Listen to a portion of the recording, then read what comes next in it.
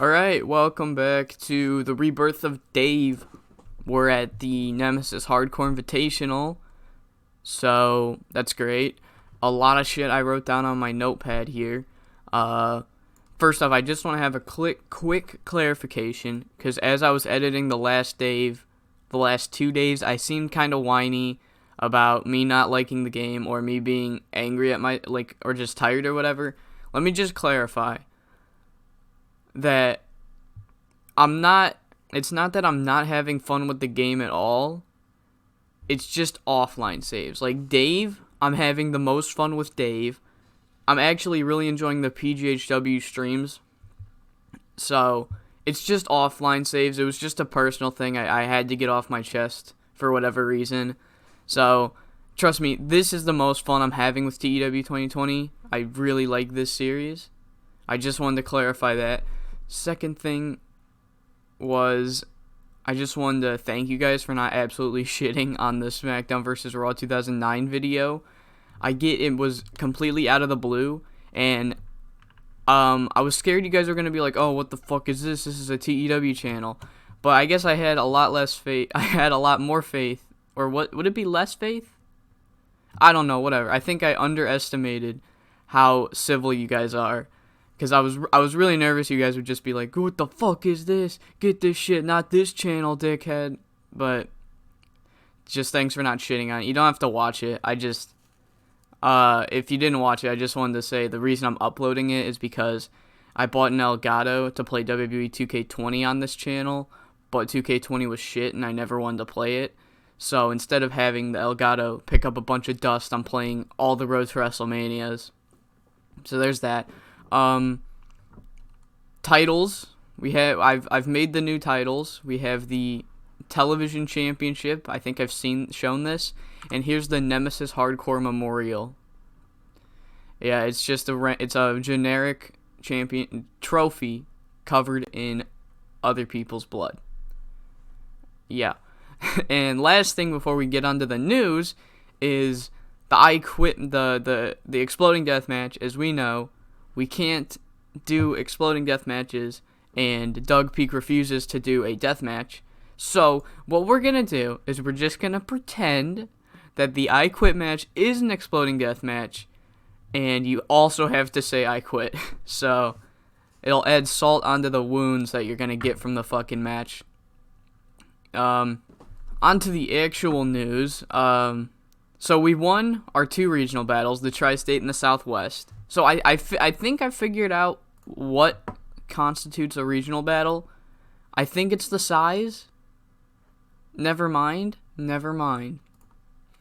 Because I was doing some, I don't know why. I was in the database looking at the sizes, and I noticed that to get to medium, it was like you had to get X amount of pop and then X amount of pop in this region.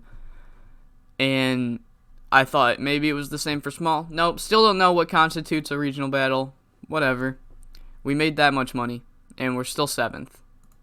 I think that's higher. No, we passed PGH, right. Chance Fortune signed with US Pro. Great, now I can't like him anymore. I can't like anyone that goes to USPW. I'm sorry. SWF made this weird fucking stable. I can't explain it. In the comments, could you guys please give me an explanation to what is the storyline reason for this stable existing? They are called High Society. Their leader is Scythe. Their deputy is Rogue. And then they have 3 members in the Pain Alliance, Big Smack Scott and Kurt Laramie, and Mikey Lau. I cannot for the life of me figure out why the fuck that's a stable. I mean, obviously it's because the AI doesn't fucking book like how they're supposed to. Obviously, they're not gonna book storyline wise, but it's so random. It's just so random. It baffled me. Last thing was WrestleWorld launched, but they suck right now. I don't know if they get better, and I don't want to check because I don't want to be spoiled. But they're no better than our current broadcaster, which we can't see. But yeah, and we can't even leave our current broadcaster for WrestleWorld. We could, Like, they would negotiate with us, but we have to wait for this contract to run out. So I think once this contract runs out, I am going to sign with WrestleWorld, because they also have popularity in Canada. So, alright, on to the show. So we open the show with Chrissy C and Masked Man 3. For a second, I forgot what the reason for this angle was. First off, here's the logo. I don't think I showed it. There's that. So basically, Chris Caulfield, he starts off the pay-per-view. He storms out. And he's like, fuck it. I'm done with these masked pieces of shit. Give me the one in the gray mask right fucking now. I'm gonna kick his ass, and he ain't gonna fucking see the sunshine. So, and he also says, if I see either of those two fuckers in the black mask, I'm gonna have Frankie Perez and Akima Brave jump you. They're waiting right behind the curtain, and they're gonna fucking jump you too. So just bring me the gray one. God, I don't know what his bone to pick is with the gray one. Yeah, hold up. Let me close this notepad. Yeah, it was the news notepad. It was bothering me, sorry. I don't know what his problem is with the gray one. I don't know. Maybe he fucked his mom. Nobody knows. But obviously, Chris Caulfield defeated Masked Man 3. And it wasn't for the title, because Chris Caulfield was not defending his title tonight. But, you know, I wanted him to work. He's our second biggest guy. He's technically our second biggest guy, because Flex Garcia's so over. But hey, I wanted him to work. But then after the match, guess who? Yep, it's the other two masked men. They come out, and they jump Chris Caulfield. Frankie Perez and Akima Brave. They come in, but they're too late. The masked men have now had the numbers advantage, because they've done enough to Chris Caulfield. Somehow the masked men slip past Frankie Perez and Akima Brave. Maybe we'll get an explanation to how that happened. Ooh. How they got past them. Next segment, it is a triple threat tag team match, number one contenders. Since Flex and Pecs can't defend their titles tonight, they will be defending them against one of these three teams in 2 days at the next Danger Zone TV. And Brown Pride defeated Dead Man Walking and the Dirty White Boys. Dead Man Walking first, and then the Dirty White Boys. Good 44. I thought it would do worse because I didn't have to, but I wanted to protect Greasehog and Leadbelly since they're so much more over than these two. I also had to add Greasehog and Leadbelly because they were so much more over than these two. Yeah, Brown Pride, I don't think ever got a title shot. I think these two at least have faced Flex and Pecs, and these two have gotten a title shot. So, you know, Brown Pride never got that chance, so we're going to give them that chance. Next segment, Tennessee Williams is backstage in his wheelchair. And Busta Cap, he comes along, he's like, what the fuck are you doing, man? What the hell is this? The hell is this shit, man? You look like a fucking idiot, bro. I swear to God. Why you waiting outside the bathroom, bro? Come on, I could kick your ass right now. Tennessee starts to back up in his wheelchair. He's like, Tribal, get the fuck, Tribals! Stop pissing already, hurry! Tribal, he storms out, thinking that Tennessee Williams hurt himself, and he's trying to avoid that lawsuit.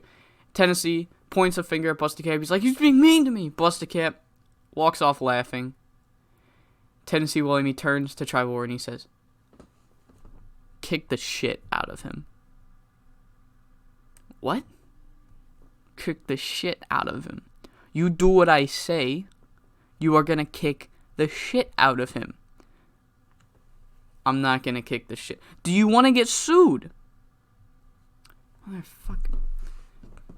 And then Tribal Warrior starts to beat the shit out of Busta Cap, throws him onto the ramp. They eventually get to the ring, and they just have a fucking match where Tribal Warrior wins. Because he's doing the bidding of Tennessee Williams.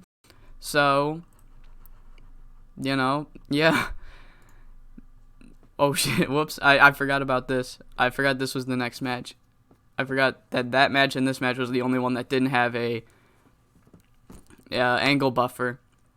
But yep, the television title match between Shady K and Acid right now. Shady K wins. He is our first ever Dave Television Championship. Yes, he is the championship. No, he's our first ever champion. And I think he'd probably be the most fitting guy. But someone else would say that he's not the most fitting guy. And that man would be Java. As Java, who lost earlier to Akima Brave in the tournament, he bursts out here and he just starts brawling with Shady K. He's furious. He kicks the shit out of Acid for like 2 seconds, but Acid's already dead. And then he just starts fighting Shady K. Java is furious. He wasn't put in this match, and he's not gonna fucking back down. I can't remember the next match. I'm pretty sure next is a match. Okay. There's gonna be a cut here, because I'm gonna just look at what the next matches are. I don't want to be caught off guard again. So the next match is Doug Peak and Madman Boone. So it's basically our Warrior Engine I Quit match. We're just gonna say that that was the special match of Warrior Engine, was a exploding death match that also you had to quit. And there were a few spots in this one, yeah. Madman Boone, he obviously they have to go over the wires or else it'll explode. That's how this works. The ropes are wired with explosives. So Madman Boone, he climbs over. He's taking his coat and shit off. His dumbass puts his new king coat on the rope and it bursts up in flames. Doug Peak gets the jump on him, and later in the match, Madman Boone, he's got Doug Peak by his hair. Madman Boone barely gets any offense. It's just Doug Peak really showcases that he is a god at Warrior Engine matches since he worked in them for a long time. But one spot that Madman Boone does is he has Doug Peak's hair and he gives him the scrubber along the lines of the ropes, where he just places his face on, just washes it across, explosions everywhere. Doug Peak's face is all fucked. But the match ends when Doug Peak, he has Madman Boone in a powerbomb position, and he just throws Madman Boone into the ropes, and big explosion. Madman Boone falls on his face. Doug Peak puts him in an armbar. Madman Boone just says, I quit. He can't take it anymore. After the match, Toma and Bradford Peveril come out, right? And basically, Madman Boone is dead on the ground. He is fucking done for. He can't walk. And Bradford Peveril and Toma, they're just nice guys. They come out, and they help him backstage. Madman Boone is like, he has no idea where he is right now. Doug Peak feels no remorse, and he's honestly confused why Bradford and Toma are helping him. There's no storyline reason. I was going to just be like, oh, security guards, but I wanted these two guys to be on the show just to kind of get a little pop boost, which did not work. And our main event of the evening is not next because I forgot about this angle. The McWades are backstage in their locker room. They're on a couch. They're watching the show. Sitting, not standing like a bunch of fucking weirdos in WWE. They both have a beer right next to them. There's this couch fit for two people, and on each end there's an end table. And on each end, on the end table, is a beer for each McWade. And Pecs, well, he's kind of sneaking around. He's behind the couch, and he's got this bottle of pills. And he opens them. He takes two out, and when the McWades aren't looking, he plops one into each of their beers. Because Pecs Jimenez knows that the McWades are gonna fuck with Flex Garcia if, they're not fucking drugged. Because he's drugging them. That's what this is. Pecs Jimenez, however, on his escape plan, he trips, makes a loud noise, and the McWades kick the shit out of him. So now, the McWades will be drugged, and Pecs Jimenez will not be able to help his buddy. And that, 70, holy shit, thank you, Flex Garcia. But, despite Flex giving the performance of the night, Pablo Rodriguez was the one to pick up the pinfall win after a sinner's salvation. Pablo is your first ever Nemesis Hardcore Memorial winner. And Pablo Rodriguez will be getting a world title shot as a reward next pay-per-view. So I'm gonna skip that. Alright, it's been pre-booked. Pre-booking is just so boring sometimes, so I don't want to make you guys watch it. But yep, Pablo will be getting a world title shot, and after the match, holy fuck, whoa, okay.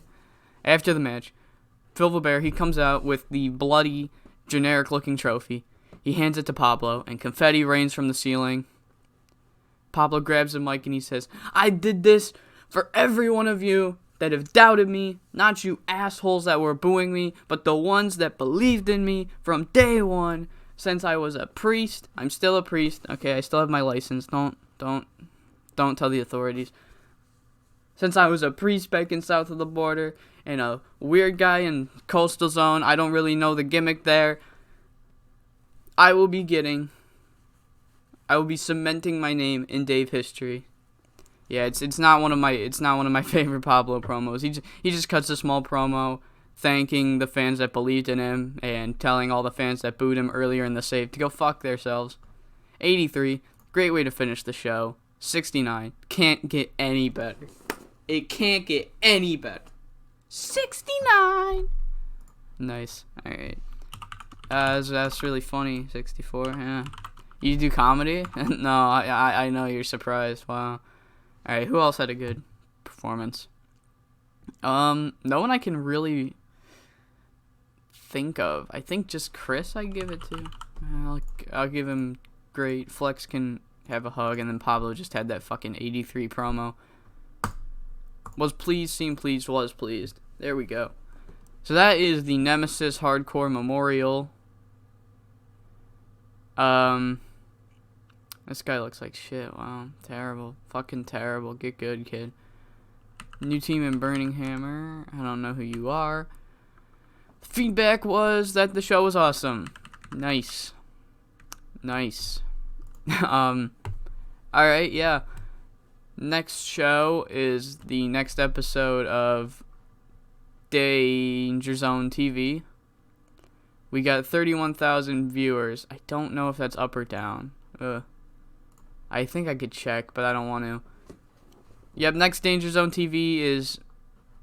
Yep, that's the next show. Broadcasting. I was going to show you broadcasting. So yeah, this is the channel that we're currently on. And in 6 months and 3 weeks, that's when I'll go to Wrestle World. Because Wrestle World have popularity in Canada.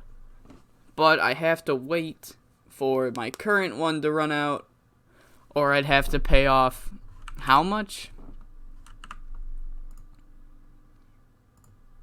That much money. And we don't want to pay off that much money. I know we are printing money, and I gave ourselves a decent chunk of money, but I don't want to pay that much money. Don't want to pay that much money. Because I pay that much money now, then it's going to be like, oh, if I paid that much money, what's wrong with paying this much money? And then we're going to run out of business like the original Dave. So, yeah, I think that's it. I'll see you guys in the next episode. Fuck, what episode is this? 1, 2, 3. Yep, see you next time.